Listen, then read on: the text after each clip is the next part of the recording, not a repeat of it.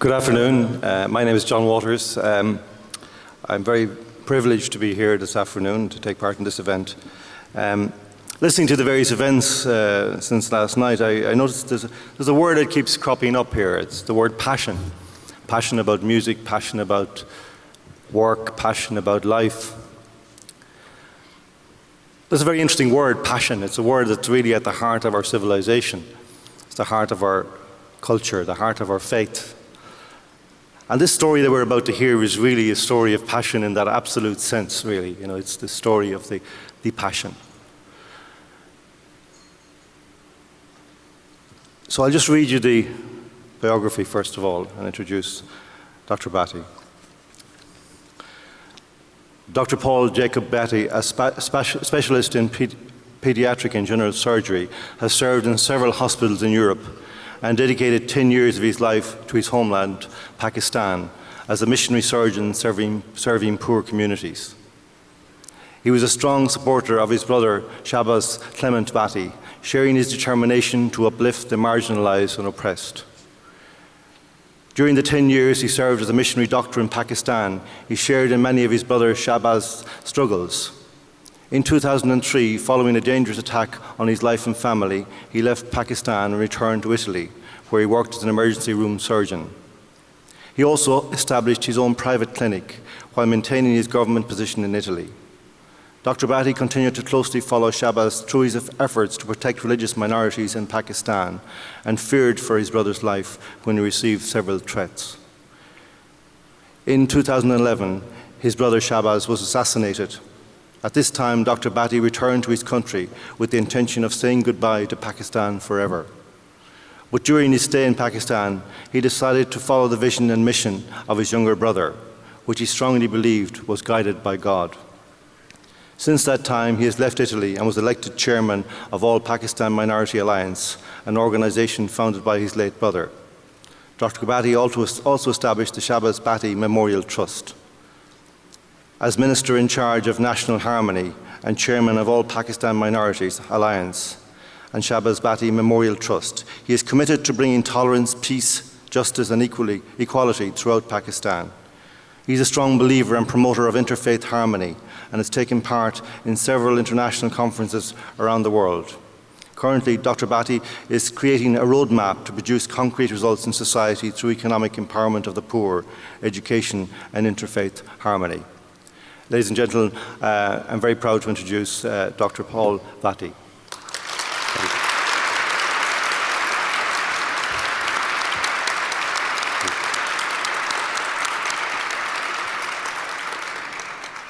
Thank you. Good evening, everybody. I would like to extend my sincere thanks to all the stakeholders of this conference for organizing such beautiful and meaningful occasion. And I am honored by this opportunity where I can talk about my late brother Shahbaz Bhatti and about my ongoing struggle in Pakistan to continue the mission and vision of my late brother Shahbaz. We all know that the freedom of expression and faith is one of the most important issue and burning issue of this world. A lot of lives have been lost, a lot of sacrifices have been made to bring peace and freedom of expression and faith in different parts of the world. Contrary to what often in different parts of the world is believed that religious freedom creates the social instability, but I'm convinced that religious freedom promotes a public order and societies are more likely to flourish when its citizens have freedom to voice their deepest belief and highest ideal. Therefore, I think more than ever, there is a growing need of interfaith dialogue, not only dialogue, but also of the relationship between different people of different faith. Like, as it concerns about the freedom of faith, I would like to quote what Pope Benedict XVI said. He said, religious freedom is an authentic weapon of peace with its historical and prophetic mission. Peace brings to full fruition the deepest qualities and potential of mankind, that qualities which can change the world to make it better. It's hope for future of justice and peace, even on the face of grave injustice and moral poverty. I am quite honored that I have this opportunity to share my views regarding our issues in Pakistan. Before talking about my brother and my ongoing struggle, I will just take a few seconds to brief you about Pakistan, its general situation. Pakistan is second biggest Islamic country after Indonesia and sixth world's populated country for population. It achieved independence in 1947 after a British domain more than 1 century.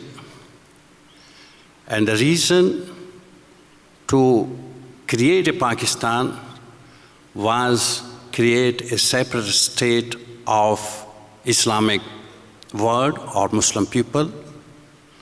But just after or before its creation, the founder father of this country, Quaid-e-Azam Muhammad Ali Jinnah, he realized the importance of the religious different faith living together with diversity.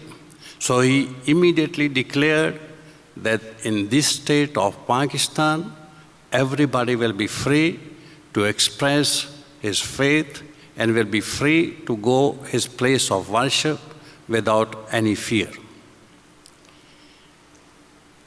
Next to that,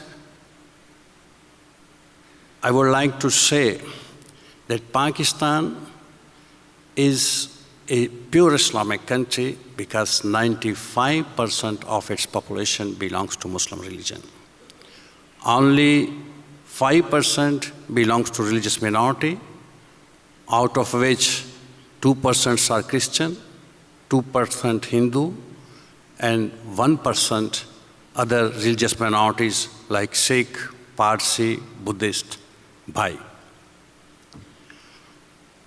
As said before, Pakistan, as envisioned by his founder father, was a country with religious freedom, and he stated in this country, state has nothing to see with the religion. But sadly and unfortunately, gradually and progressively, my nation became a society where sectarian violence, extremism, fanaticism, intolerance has hit maximum peak of its history. In this situation, my late brother Shahbaz Bhatti, who stood up within struggle, his struggle and mission started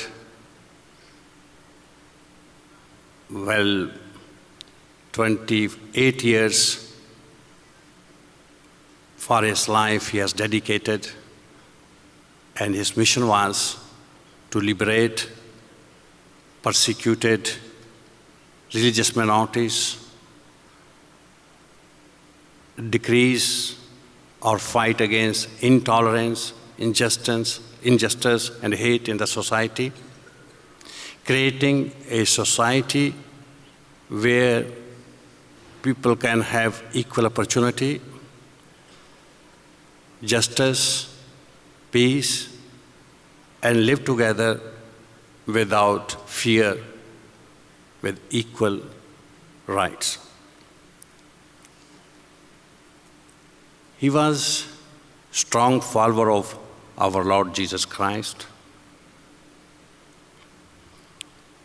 He started his struggle when he was just a student in a school, without nothing, with very meager sources, but with great conviction and strong faith on Jesus Christ. Even in that teenage, he was ready to face the threats and adversities which he followed and faced all his life. He fought against any kind of discrimination, intolerance, terrorism, and sectarian violence, cherishing the idea of interfaith harmony, creating an idea of living together with diversity in a peaceful society. He dedicated his entire life to protect the religious minorities of Pakistan who were persecuted.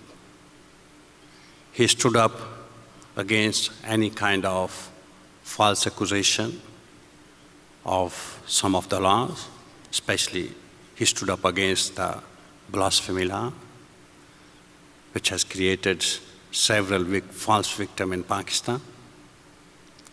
So these were his struggle, and it was his idea and mission for which he lived and hoped to see a society in Pakistan where everybody is free to express his faith and live in peace. And he hoped to see this happen one day in this country, and he lived for this ideal and laid down his life for this ideal. I would like to just quote some of episodes of his struggle when he was just school student in Pakistan. That time, government had proposed a law that the religious minorities should have a different kind of identity card. And he immediately opposed that. That time I was in Pakistan for my short vacation. I was a student in Italy. And he came to me and shared his concern. He was disturbed and asked me, "Have you heard what happened in Pakistan? The government has proposed a law that Christians and other religious minority will have different ID card, and it is a clear discrimination, and it is unacceptable." Considering that he was so young with very meager sources, the fact that I was for a short period there, so I advised him not to indulge in such kind of issues and leave these things for others. He didn't accept that. Next morning, in a small city next to my village, I saw the walls were covered with a poster of protest. Soon after, he with his colleagues and students, he protested in front of the parliament for several hours. Then he was called by the government officers of that time. And surprisingly, he succeeded and law was not more promoted in Pakistan.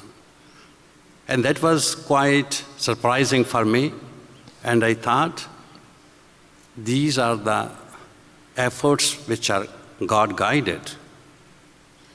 Another time, in Pakistan, one of the government got 3/4 of the majority. And they decided to impose the Sharia law in Pakistan, Islamic law in Pakistan.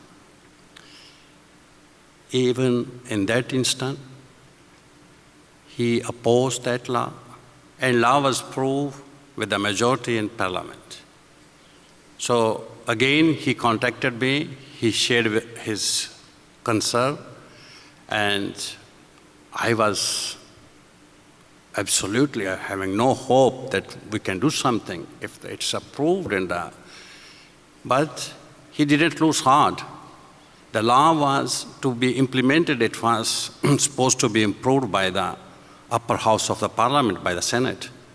So he went to all the senators, showing his concern that here there are other religious minorities. If you approve a law which is purely Islamic, so it means it's a kind of discrimination. You're excluding completely the other religious minorities. So also this time, surprisingly, law was not proved, and there was no more Sharia law in Pakistan.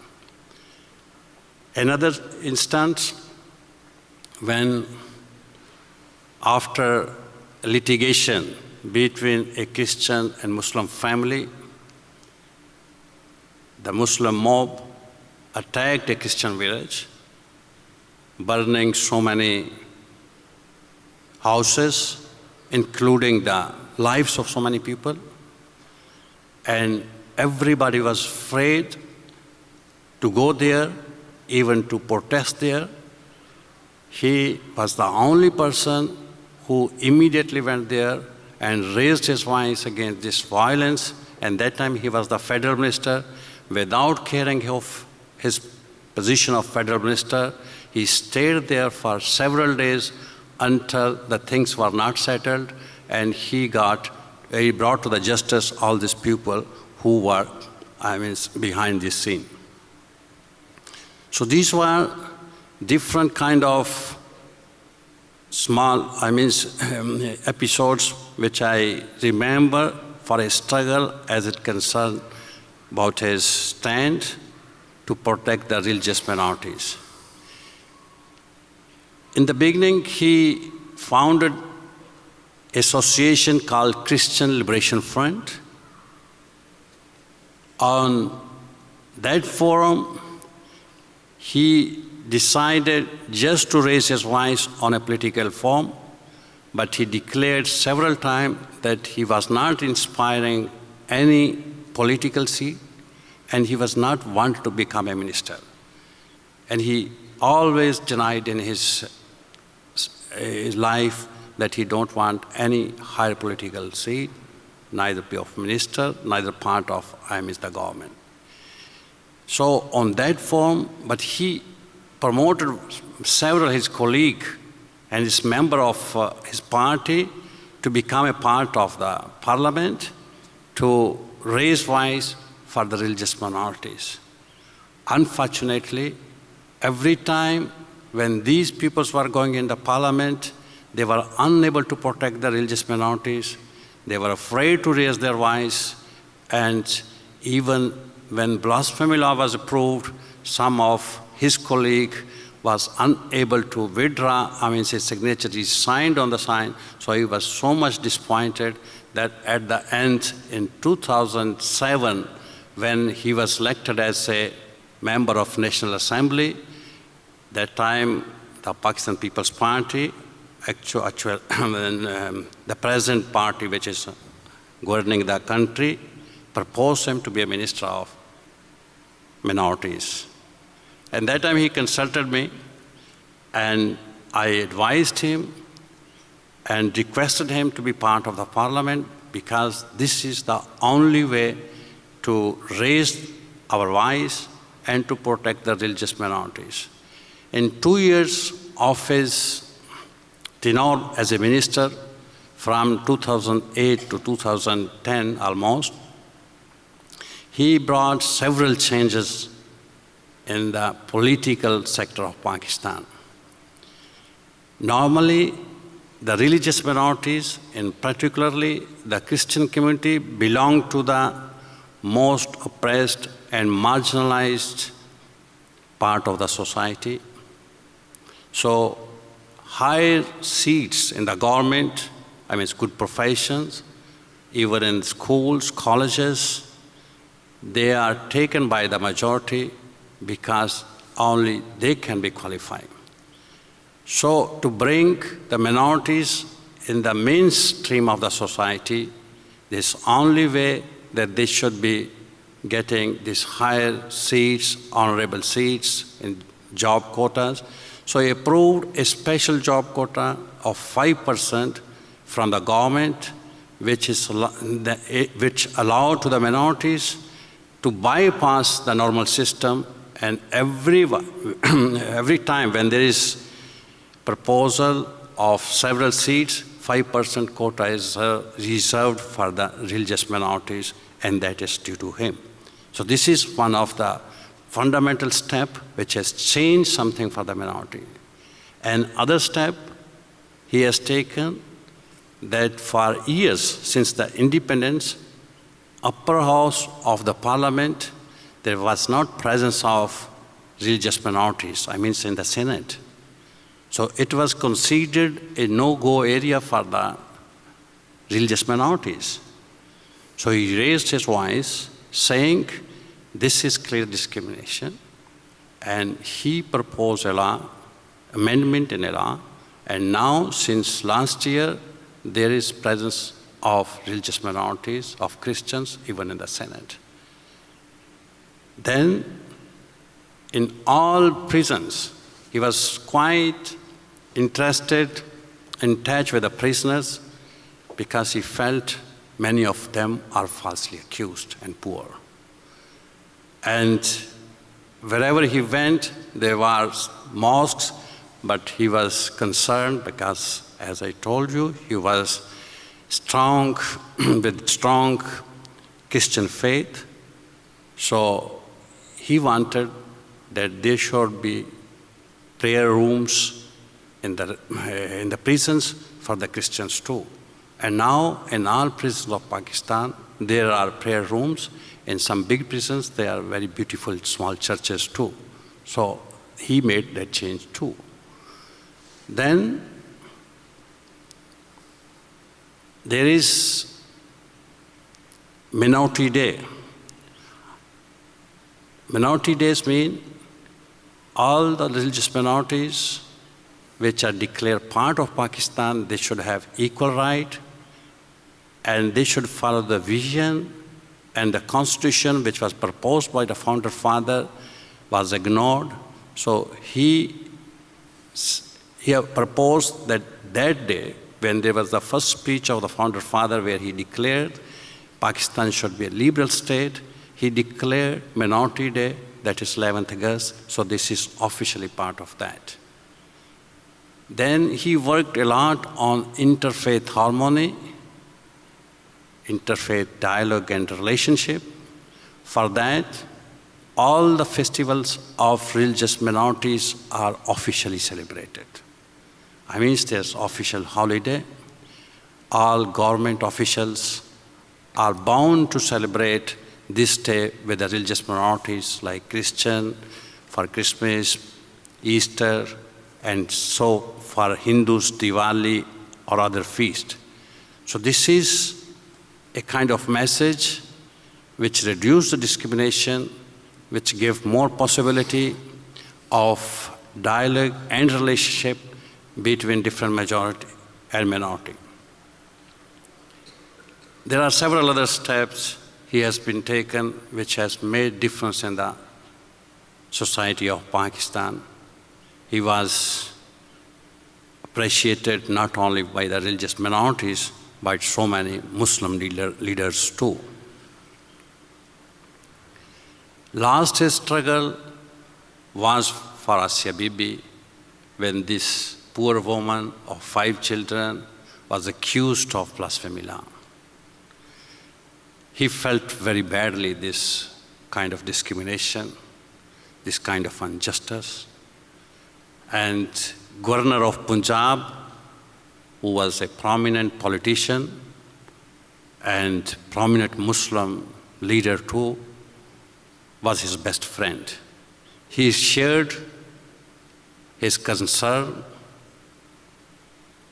of his particularly disturbance due to the fact that how we can accuse a such poor woman and put her behind the bar. Then, unfortunately, this governor who stood up against Islam was killed by his own bodyguard. That time, his life was under threat. He raised his wife against this kind of discrimination, with this kind of injustice. Apart from this issue, he always received threat, and now, last month of his life, the threats were increasing. So I was much concerned about this issue. He was my youngest brother, and I loved him so much. I didn't accept that he should stay more in Pakistan. I called him in Italy and requested him that he should not go back. He should stay in Italy because we don't want to lose him. So he showed me his concern for the community, asking me the question, how you will define a shepherd who will leave his sheep alone in case of danger. Then he told me, who granted me that there is no death in Italy.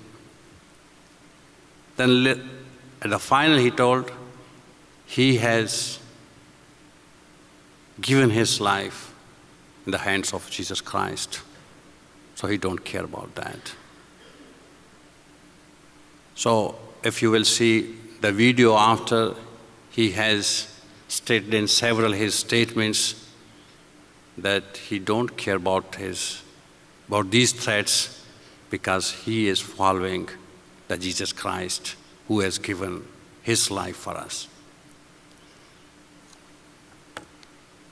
Before this, he was insistingly asking me to come back to Pakistan, because during my stay in Pakistan, or just after my graduation, I worked with him and he was very happy. I worked for the religious minorities, for the poor, to uplift the minorities. So he was wanted that I should come back to Pakistan. So when last months of his life, he was insistingly asking me. So one day I asked him, you are asking me to come from the heaven to the hell. So he replied me that the way which leads to heaven, stay in Pakistan. I didn't care about that, but after few weeks, I heard shocking news of assassination. It was 2nd March 2011. I was preparing myself to go to my clinic in Italy. I just heard this shocking news. Though I knew that he was receiving threat and these extremists will kill him, but I never wished, I never wanted to be happen this. I was extremely angry, shocked, and shattered.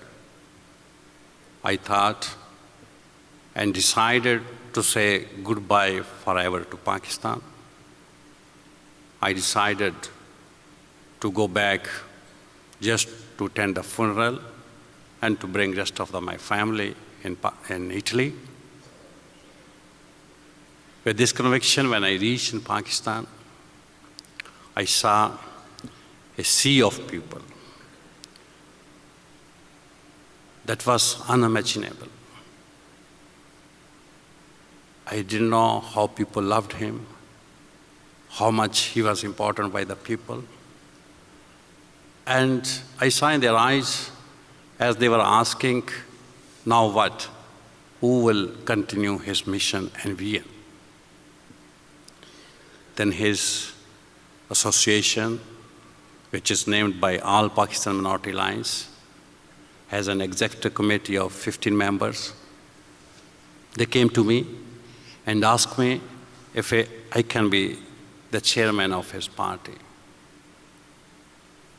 The meantime, President of Pakistan, Asif Ali Zardari, he asked me if I can continue his mission, holding the same portfolio of this ministry. So I had small discussion with the president, talking about security, talking about the situation of Pakistan. So if you know, the President Zardari is a husband of Mohtarama Benazir Bhutto, who was assassinated by the terrorists too. So he gave me example that he has lost his wife, but he didn't step back. And we have the same cause. We can't leave victory to these extremists, these terrorists, this fanatic, to rule over the country. Then I talked with my mother, and I asked what she thinks. I think she didn't answer immediately, but she showed concern that mission and vision of Shahbaz must continue.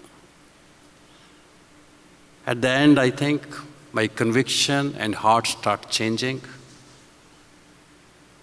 and I feel it was God-guided decision, and I decided to accept the position to be chairman of All Pakistan Minority Lines, to be a minister of that ministry where my brother was assassinated, to give support to these pupils who seemed was left orphan. And I want to share with you, honestly, I don't regret that. And I am much encouraged by my friends, by all of you who showed your concern, support, and love to continue this mission, which is to protect the weak, marginalized, downtrodden people of the society, bringing peace in a society which is hit by the violence, terrorism, and discrimination. So I am committed that we will continue his mission and vision with the same struggle and enthusiasm, believing and leaving my life in the hand of Jesus Christ. Thank you very much.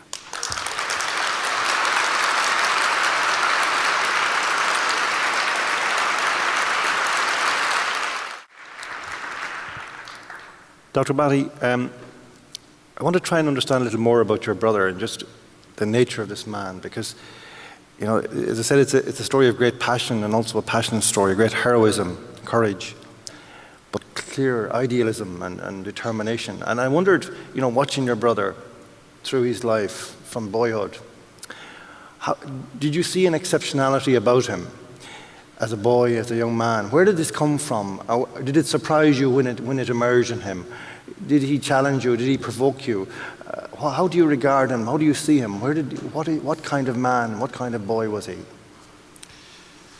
Yeah, I think he was an extraordinary man. And as he was the youngest of the brother, I followed from the childhood. So he was having such kind of determination since from his school life. And I think as our other family member, we grew up in very pure Christian values, guided by my parent who followed and lived their life according to the teaching of the gospel. And Shahbaz was who really followed the Christian values, and he was inspired by the life of Jesus Christ, who has given his life for all of us. So his strong faith and his belief, unwavering belief on Jesus Christ, I think gave him so strength, and he was always saying that he only thing which he wished, a place in the feet of Jesus Christ. And he struggled all his life according to the teaching of the gospel. I think that was the only his strength. When he died in his room, I went, there was a small corner where there was a prayer corner, and he was having Bible, he was having a statue of Jesus Christ and our Mary.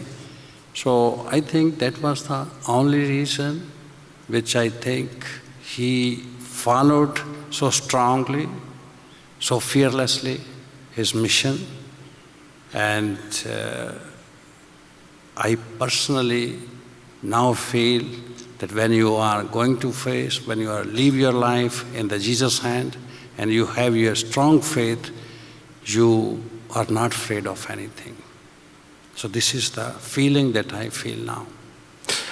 And it strikes me that both of you have an idealism that is based on, as you say, on Christianity, on the values of Christ. It's not ideological, and yet it speaks of the same values that we hear so much about in modern societies, justice, truth, fairness, looking after the weak and marginalized. So that it seems that he, whereas the discussion about religion in politics in the world generally now is trying to push religion out because it's extremist, because it's seen as extreme. And indeed, your brother became a victim of that extremism. And yet, he had insisted on an entirely different version of politics with a religious underpinning, with a religious base.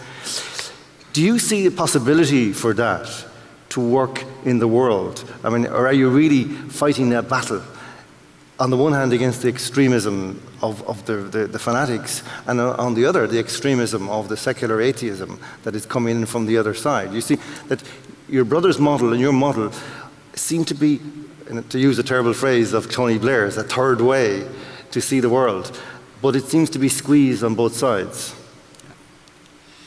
Yeah, first of all, I think first thing is that being Christians, being part of that society, what Shahbaz was saying, and I'm convinced to say, that non-involvement must not be an option. It's duty of all of us, especially when I see that Pakistan is burning, our people are suffering, we have to stand against injustice. That is only way to overcome this. Next to that, it is not just raising voice, it's not just talking against this extremism, it is to draw a roadmap, find ways and means how to overcome these forces of violence, what are the root cause of this system, this society, where forces of violence are so active.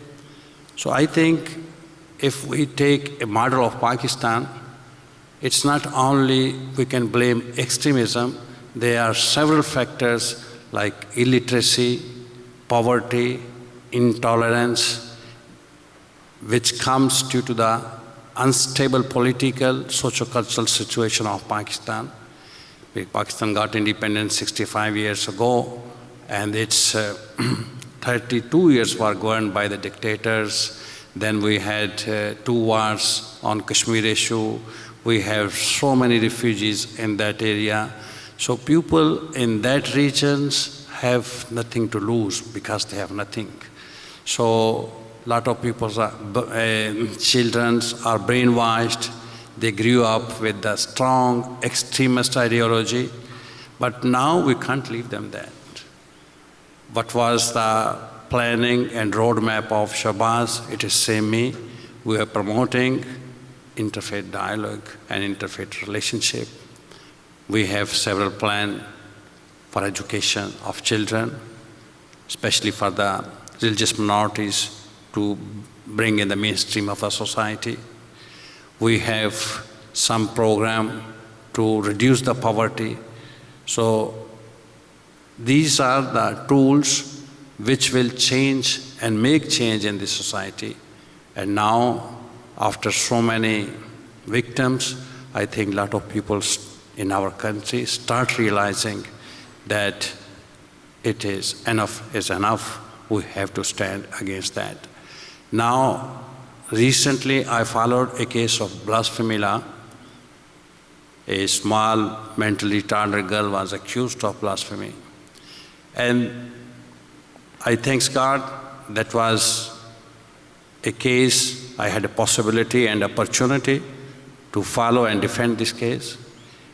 And in this case, I involved a lot of Muslim ulama and Muslim imam. And by the grace of God, the idea of interfaith harmony, interfaith dialogue, and working together against injustice in this case showed that all these pupils realized that this girl was falsely accused, they stood up against that, and it's first time in the history of Pakistan, the victim of blasphemy law is released so easily. Not only released, the person who is falsely accused, he is imam of a mosque, he is behind the bar. So these are the things we have to not just raise the wife and stand and be stubborn. We have to plan and find ways and means to overcome. And I'm quite confident there is space of change in Pakistan, and surely one day or other we will overcome these forces of violence. You have said that you believe, in spite of everything, that Islam is a religion of peace. And I just wonder about that in the sense that there seems to be this problem of fear, that the terrorism, extremism generates fear, but also fear within the Muslim communities. So there has been perhaps a tendency not to condemn, to be silent, which has then created an opposite effect of suspicion on the behalf of the Christian, let us say, or the West in general. So there's this sort of process whereby, despite that, and I accept it and I believe it also, that nevertheless it's a losing battle, that the extremists are dictating the response of the Muslim community. Is there anything we can do in the West to counteract that, to make the Muslim community free to speak against their extremists? Yeah, I'm quite convinced that Islam is a peaceful religion if it is interpreted in its right way. Most of the time, extremism is not only a belief, it's a kind of terrorism on name of religion. They use religion for their own sake, to express their own hate, to divide the society. But there are people who are moderate Muslim, who understand real teaching of the Islam. And if you study Islam, Quran, Holy Quran gives several examples of humbleness, forgiveness from Holy Prophet too. So if you highlight these values of Islam, I think extremism automatically has to finish. But unfortunately, in our country, the illiteracy rate is quite high. Even people who teaches Islam, they don't understand Islam. So they use as a tool to implement their extremist ideology, their own. If you see, there are in Pakistan there are different, I mean, you will see different groups, and you will surprise, there are areas where the women are living according to the extremist ideology of Islam, and they are quite covered, they are quite narrow-minded. But in the same culture, you will see, we had a prime minister like Benazir, we have foreign minister like Hinakar, we have president of the assembly that is woman, we had recently small girl who stood up in very difficult situation against Taliban. So there is reaction, there are people who realize the real values of Islam. So now this war is not, I can't accept that this war is lost because extremist ideology, they can't continue to impose us. But sooner or later, I think we should overcome. And this is a message that is given by the sacrifice of my brother, but so many other people who laid down their life and stood against this kind of violence. And this is a hope in that culture, that there are people where this society is creating so many extremism, there are people who are defending them for the sake of their own life too. I want to thank Dr. Bhatti for coming here this afternoon and sharing with us his experience and his story and his brother's story and the great passion that is in that story. It is a passion story, a story of passion, but also a passion story, a great story of heroism, but also that there is a wound there. We know there is a wound remaining in Dr. Bhatti and in his family, the hurt that has been imposed. And yet, they go on, he goes on.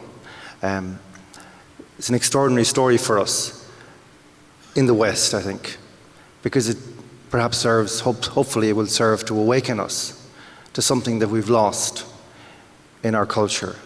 You know, I'm conscious as an Irishman sitting here in New York in the United States that it has a resonance with another story that we know in our own history in the West. And I hesitate to bring that up because, you know, of what happened next. And our prayers are with Dr. Bhatti that he can create a different story, a different narrative in his family, in his family's relationship with the public square, with the world. But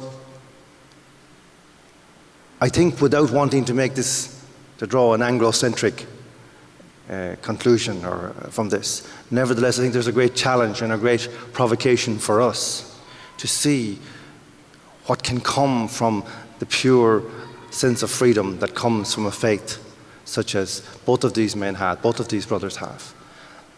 That uncluttered by ideology, uncluttered by received notions, that this came from their hearts, this desire to do better, to do well for their country, to improve things, to make their people free, and to pay the price for that, and to take the risks that Dr. Bhatti is taking. I mean, these things we can only remember in our own cultures, really, that this kind of heroism, this kind of courage. Why is that? Maybe that we need to look into this story and to look at these men, to ask ourselves, what have we lost? What have we lost that it's no longer possible for us to be so passionate about our countries, about our public spaces, about claiming our freedom, and about seeing the relationship that exists, which these men's lives have shown, that there is a strong relationship between religious freedom and political freedom. Not just in the obvious, immediate political sense, but that political freedom comes from the freedom of the heart, the freedom of the individual to live a life that is really his own, that he takes from his point of origin and he faces the path towards his destination, and he knows no fear along the way. I hope you have been as affected by this story today as I have been. And I want to, on your behalf, to thank again Dr. Bhatti for being here and to giving us such an extraordinary story and an extraordinary witness of what is possible and how to deal with what life throws at us. Thank you, Dr. Bhatti.